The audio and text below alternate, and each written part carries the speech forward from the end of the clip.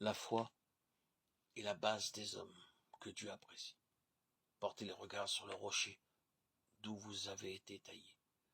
Portez les regards sur Abraham, votre père, et sur Sarah, qui vous a enfanté. Ésaïe 51, 1, 2. La vie est pour Dieu. Ainsi, nous accomplissons son dessein. C'est la vie de Dieu. L'homme ne peut en disposer. Elle est en nous, pour une intention précise. Elle est la norme divine. La vie que nous vivons appartient à Dieu. Elle n'est pas nôtre, elle est la sienne, car nous lui appartenons. C'est par elle que tout est mesuré. Elle est son étalon de mesure.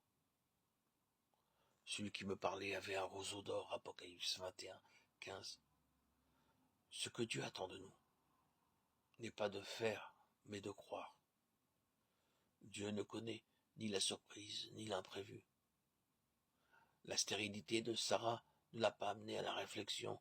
Dieu savait pourquoi. Sarah nous enseigne que nous ne pouvons rien produire pour lui. Ce qui doit servir à l'accomplissement de son plan doit procéder de Dieu seul. Car ses mains sont des anneaux d'or. Cantique des Cantiques 5,14. Dieu ne travaille pas pour le temps, mais pour ce qui est éternel.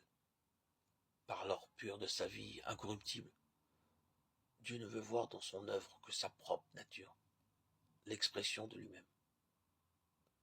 La ville était d'or pur, semblable à du verre pur, Apocalypse 21, 18. C'est à cela qu'il travaille. Et c'est ce qu'il obtiendra. C'est avec cette même vision que nous devons travailler dans cette œuvre de restauration venue du ciel. Aussi, devons-nous être amenés sur la base qu'il désire. Et cela est possible avec des hommes qui ont établi Christ, la justice de Dieu, et l'incarnation de cette justice au centre de leur être.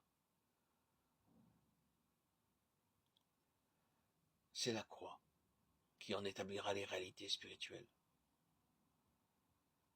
Le gouvernement théocratique doit être celui de l'Église, de chacun des membres de son corps. La vie que nous avons reçue doit être vécue entièrement pour Dieu, être gouvernée et conduite par l'Esprit. C'est l'être par la vie qui est en Jésus-Christ, et c'est lui qui doit siéger en roi pour qu'elle soit expérimentalement notre vie. Nous devons introniser le Seigneur puissamment dans nos cœurs, jour après jour, semaine après semaine, mois après mois, pour qu'il puisse s'enraciner en nous, que sa croix puisse prendre place dans nos vies.